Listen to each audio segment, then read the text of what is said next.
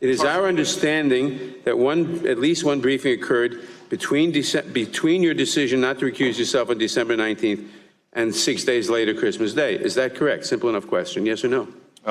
Mr. Chairman, again, what is the basis for your question? You're saying that it is your... Sure, I'm asking the questions. I only have 5 minutes. So please answer yes or no. No, Mr. Chairman, I'm going to, you were asking me a question. It is your understanding. Can you tell me where you get the... No, I'm not going to tell you that. I don't have time to get into that. I'm just asking you if that's correct or not.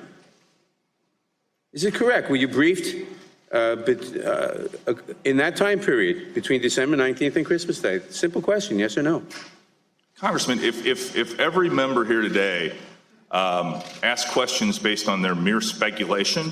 All right, never mind. At any point, yes or no, yes or no, at any point since that briefing, have you communicated any information you learned in that briefing to President Trump?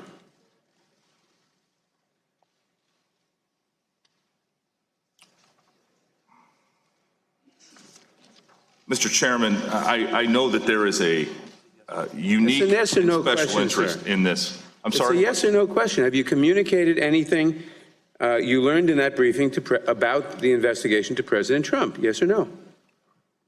Mr. Chairman, as I've said earlier today in my opening remarks, I do not intend today to talk about my private conversations with the President of the United States. But to answer your question, I have not talked to the President of the United States about the special counsel's investigation. So the answer is no. Thank you. To any other White House official? Again, Mr. Chairman, as I mentioned in my opening statement, I do not intend today to talk about my private conversations with the President nor White House officials. But I will tell you, consistent with what I've already said, I have not talked about the special counsel's investigation with senior White House officials. Okay. To any third party not already briefed about the special counsel's investigation who might have conveyed that information to the President or his legal team? Who do you consider third-party individuals? Well, it's really for your consideration. To any third party not already briefed about that investigation who might have conveyed, who you think might have conveyed that information to President Trump or his legal team? Third persons who I think may have conveyed that information? Yes.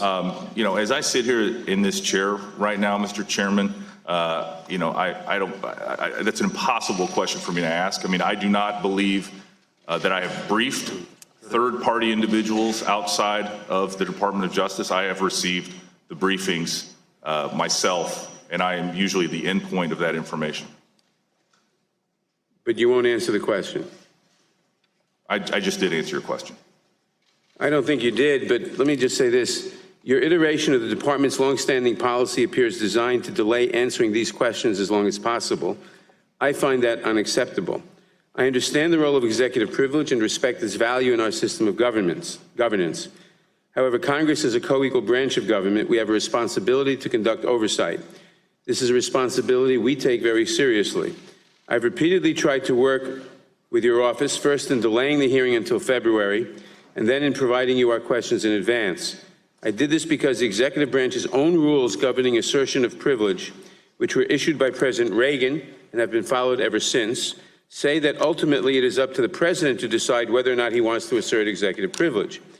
You cannot repeat forever that the President might want to assert privilege. I've given you a fair opportunity to prepare for the hearing and to speak with the White House in advance so that we could avoid this fight in the first place, but you don't appear to have done any of that. The department's failure to do its due diligence here, to me, is deeply troubling. I do not believe that issuing a subpoena here would correct the problem, but I'm going to give you the opportunity to rectify the situation. After today's hearing, we will attempt to reach an accommodation with the department to obtain answers to these questions. As part of that process, I ask for your commitment to return for a deposition before this committee in the coming weeks, under oath, with an understanding that the transcript will be released to the public as soon as practicable thereafter. Any questions that are unanswered today or require consultation with the White House will be asked again at that proceeding, and I expect either a clean answer or a proper assertion of privilege claimed by the President. I would ask members on both sides of the aisle to make those questions clear for the record so we know what must be addressed at the future proceeding. Now, in your capacity as Acting Attorney General, Have you ever been asked to approve any request or action to be taken by the special counsel?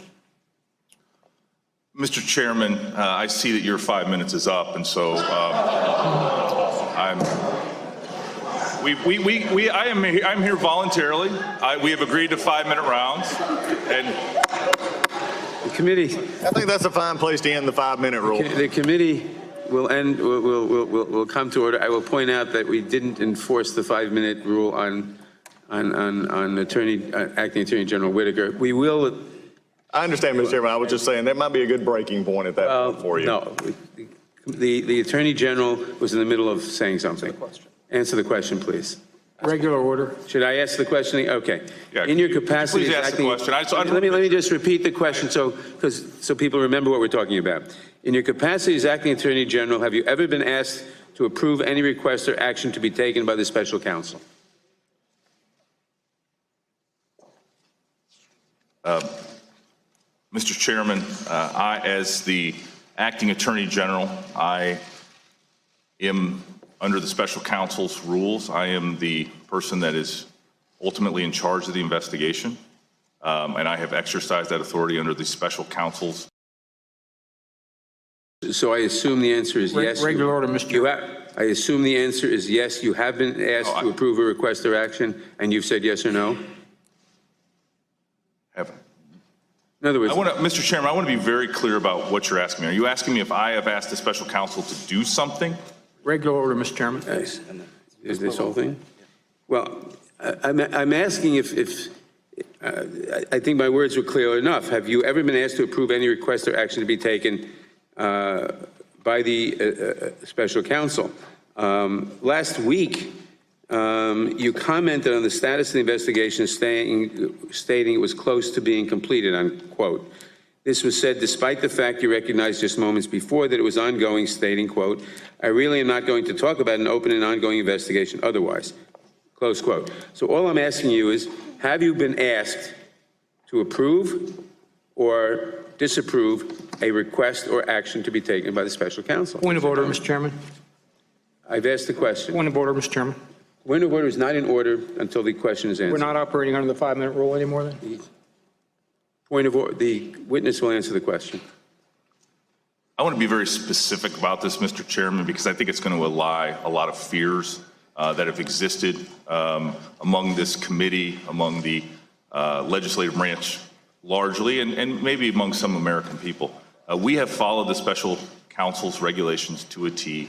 There has been no event, no decision that has required me to take any action, and I have not interfered in any way with the special counsel's investigation.